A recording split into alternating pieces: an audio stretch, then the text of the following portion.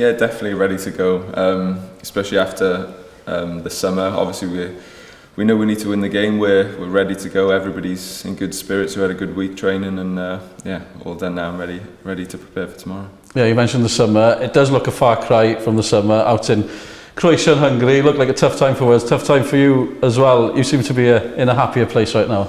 Yeah, obviously in the summer it was difficult. Obviously going into internationals, I haven't played for maybe 4, 5, 6 weeks, so I didn't quite have the fitness. But obviously I go onto the pitch to give everything I can. Even though maybe I was a bit frustrated that I couldn't do a few things because physically it wasn't possible. But yeah, we give everything we can. We tried, and yeah, sometimes the football doesn't come off. So we go into this game now. We know we have to win it. We know we need to perform, and we understand the pressures on us, and we're going to go and give everything tomorrow and give the fans what they want. And there was so much uncertainty around your position with your club, with Real Madrid as well. Was that adding to the frustrations in the summer? I suppose a little bit, obviously by just not being able to play for my club to keep my fitness up and be ready for Wales. But yeah, things happen, and yeah, I think now it's behind me, and I can focus now on Wales and the next game.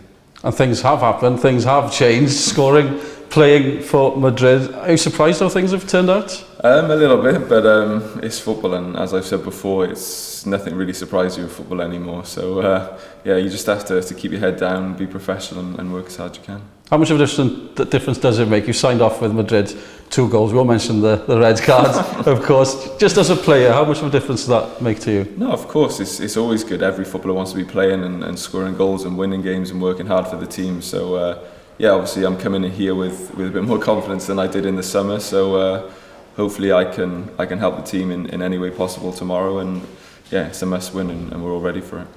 I was going to ask, is it a must win? You've just answered it. Is it that? Have we got to that stage after the 2 defeats in the summer? Yeah, of course. We all understand the situation. We didn't want to lose any games. So yeah, we've lost 2 now, and we know the pressures that are on us tomorrow. But we're ready for it. We're going to face it head on, give everything we can, and give the fans what they want.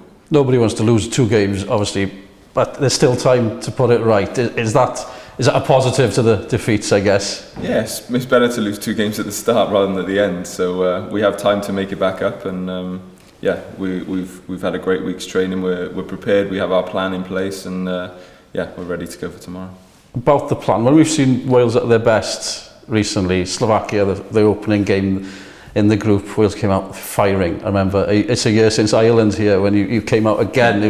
People are wondering, wow, this is the future. Obviously you'd like to start like that. Is that when Wales are more comfortable, do you think? Yeah, definitely. We're better when we play on the front foot, when we show that high energy, and yeah, that's what we have to do tomorrow. We have to give the best account of ourselves, leave everything on the pitch, and yeah, I'm sure everything else will take care of itself after that.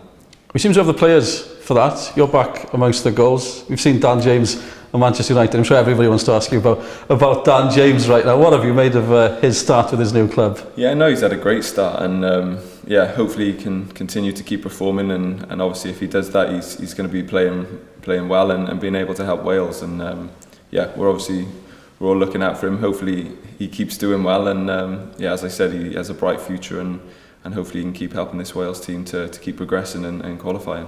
How fast is he? Is he faster than you? Probably at the moment, to be honest. Yeah, no, he's lightning quick. Everybody knows he's got his pace, and yeah, it's about us and everybody trying to use that pace to our advantage. And yeah, we'll be going tomorrow with a high tempo game like normal, and we'll try and use everybody to the best of our advantage. Another big question doing the rounds. We've seen Harry Wilson ping in a few free kicks. Will there be any debate about who's taking the free kicks? We've got Dan James sticking him in the top corner as well. They'll be lining up. Yeah, we have. We'll both be on them, so we'll take it into us, I'm sure.